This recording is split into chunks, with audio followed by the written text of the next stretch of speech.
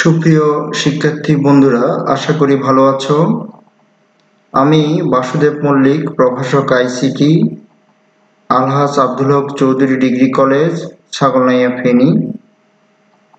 আজ আমরা তথ্য ও যোগাযোগ প্রযুক্তি বিষয়ে প্রথম অধ্যায়ে তথ্য ও যোগাযোগ প্রযুক্তি বিশ্ব ও বাংলাদেশ প্রেক্ষিত নিয়ে আলোচনা করব।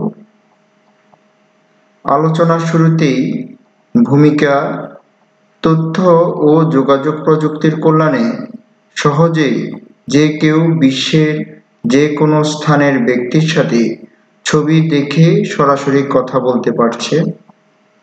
অনলাইন শিক্ষা ব্যবস্থার মাধ্যমে শিক্ষার্থী পড়ার টেবিলে বসেই শিক্ষা বিষয়ক যে কোনো তথ্য সংগ্রহ করতে পারছে। রোগী ঘরে বসেই কম্পিউটার বা মোবাইল ফোনের মাধ্যমে চিকিৎসা নিচ্ছে। এইসব সম্ভব হচ্ছে তথ্য ও যোগাযোগ প্রযুক্তি ব্যবহারের মাধ্যমে। এই অধ্যায়ে তথ্য ও যোগাযোগ প্রযুক্তি বিশ্ব ও বাংলাদেশ প্রেক্ষিত বিষয় নিয়ে আলোচনা করা হয়েছে।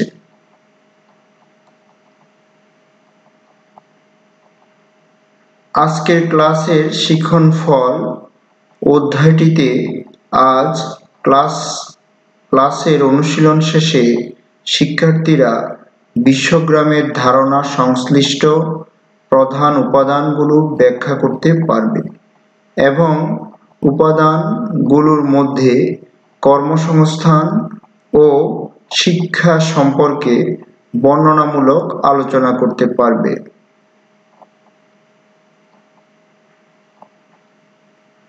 বিশ্বগ্রামের ধারণা সংশ্লিষ্ট প্রধান উপাদানসমূহ। তথ্য ও যোগাযোগ প্রযুক্তির কল্যাণে বিশ্ব বর্তমানে বিশ্বগ্রামে পরিণত হয়েছে। বিশ্বগ্রামের ধারণার প্রধান উপাদানসমূহ হল: ১. যোগাযোগ, ২. কর্মসংস্থান, ৩. শিক্ষা, ৪. চিকিৎসা, ৫. গবেষণা, ৬. অফিস, ৭. বাসস্থান, ৮. ব্যবসা বাণিজ্য, ৯. সংবাদ, ১০. বিনোদন ও সামাজিক যোগাযোগ, ১১. সাংস্কৃতিক বিনিময়। এখন আমরা ২. কর্মসংস্থান নিয়ে আলোচনা করব। আমরা প্রথম ক্লাসে যোগাযোগ নিয়ে আলোচনা করেছিলাম। কর্মসংস্থানের অর্থ হল কর্মসংগ্রহ বা চাকুরির যোগান। দৈনিক বা সাপ্তাহিক বা মাসিক বা চুক্তিভিত্তিক পারিশ্রমিকের বিনিময়ে নিয়মিত কাজ করার দায়িত্বকে কর্ম বা কাজ বা চাকুরি বলে। আর এই চাকুরি সংগ্রহ বা ব্যবস্থা করাকে কর্মসংস্থান বলে। প্রযুক্তি নির্ভর কর্মসংস্থানের একটি ছবি দেওয়া হলো।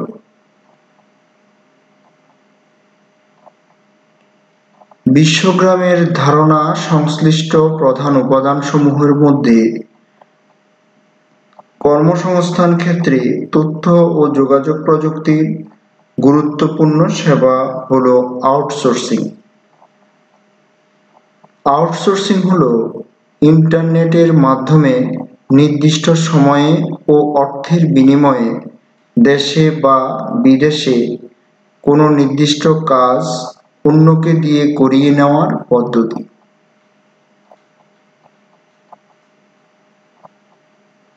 আউটসোর্সিংয়ের সাথে জড়িয়ে থাকা আরেকটি শব্দ হল ফ্রিল্যান্সিং। আর যারা আউটসোর্সিংয়ের কাজ করে দেন তাদেরকে ফ্রিল্যান্সার বলে।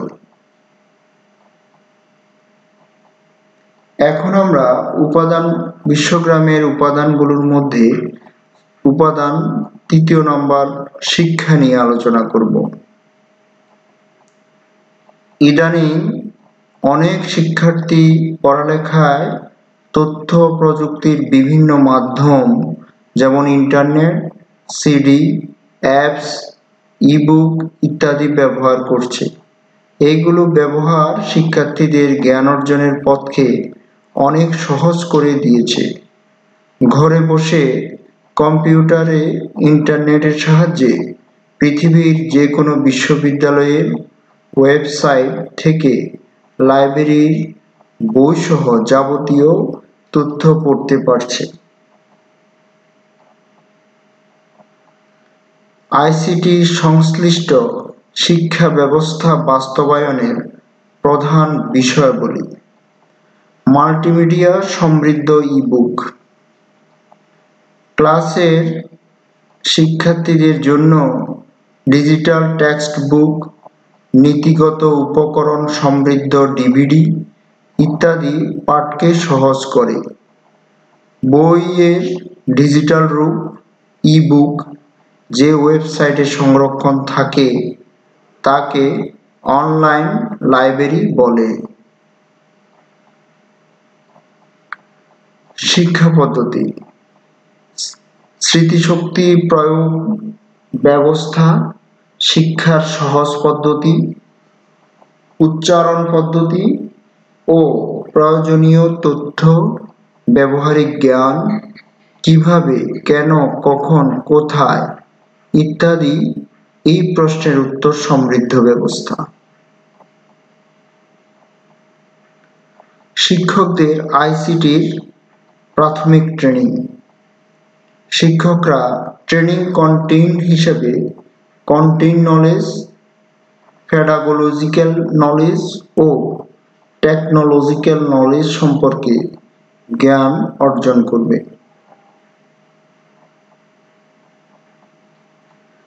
ট্রেনার নিয়োগ: আইসিটি সমন্বয়কারী, স্পেশালিস্ট ও ট্রেনার নিয়োগ করতে হবে যারা আইসিটির বিষয়ে সমন্বয় সাধন, সমস্যা সমাধান ও ট্রেনিং দেবে।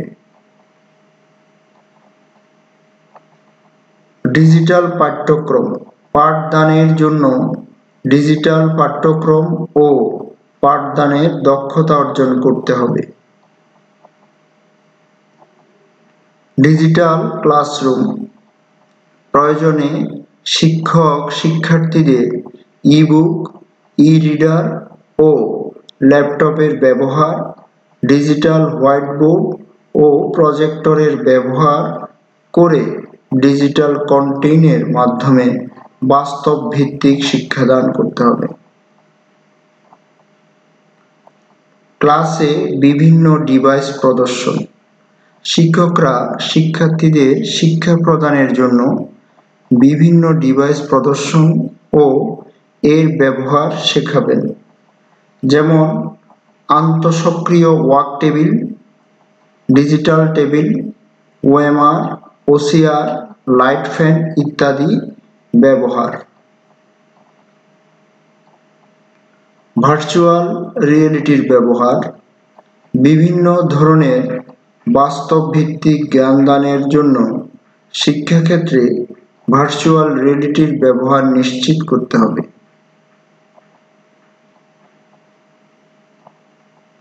শিক্ষাক্ষেত্রে তথ্য ও যোগাযোগ প্রযুক্তির প্রয়োগ: ১. দক্ষ জনশক্তি, ২. শিক্ষা উপকরণ, ৩. আকর্ষণীয় পাঠদান, ৪. তথ্য সংগ্রহ, ৫. ফলাফল মূল্যায়ন, ৬. তথ্য ব্যবস্থাপনা, ৭. লাইব্রেরি ব্যবস্থাপনা, ৮. গবেষণা ক্ষেত্র, ৯. শিক্ষকদের পেশাদারী দক্ষতা বৃদ্ধি। ১. দক্ষ জনশক্তি: শিক্ষার্থীদেরকে দক্ষ জনশক্তিতে পরিণত করতে তথ্য ও যোগাযোগ প্রযুক্তির অসামান্য ভূমিকা রয়েছে। শিক্ষার্থীরা আইসিটি বহুমুখী ব্যবহার, হার্ডওয়্যার ও সফটওয়্যার সম্পর্কে ধারণা পাচ্ছে। ২. শিক্ষা উপকরণ: শিক্ষা কার্যক্রমকে আকর্ষণীয় ও কার্যকর করার জন্য অভূতপূর্ব সুযোগ সৃষ্টি করেছে আইসিটি। আইসিটি ব্যবহার করে ডিজিটাল শিক্ষা উপকরণ প্রস্তুত করা যায়, যা গতানুগতিক শিক্ষা উপকরণের চেয়ে যথেষ্ট কার্যকর। ৩. আকর্ষণীয় পাঠদান। আইসিটি ব্যবহারে শিক্ষা প্রতিষ্ঠানে পাঠকে শিক্ষার্থীদের কাছে অনেক বেশি আকর্ষণীয় ও গ্রহণযোগ্য করে তোলে। আমাদের দেশে এখন মাল্টিমিডিয়া ক্লাসরুম চালু হয়েছে, ফলে ছবি, অডিও, ভিডিও, অ্যানিমেশন প্রভৃতি ব্যবহারের মাধ্যমে শিক্ষার বিষয়বস্তুকে অধিক আকর্ষণীয় ও সহজবোধ্য করে উপস্থাপন করা যায়। ৪. তথ্য সংগ্রহ। শিক্ষা সংক্রান্ত যে কোনো তথ্য শিক্ষার্থীরা ইন্টারনেটের মাধ্যমে সংগ্রহ করতে পারছে। বিশ্বের বিভিন্ন বিশ্ববিদ্যালয়ের তথ্য ঘরে বসেই আহরণ করা যায় এবং বিভিন্ন লাইব্রেরির বই পড়ে জ্ঞান অর্জন করা যায়।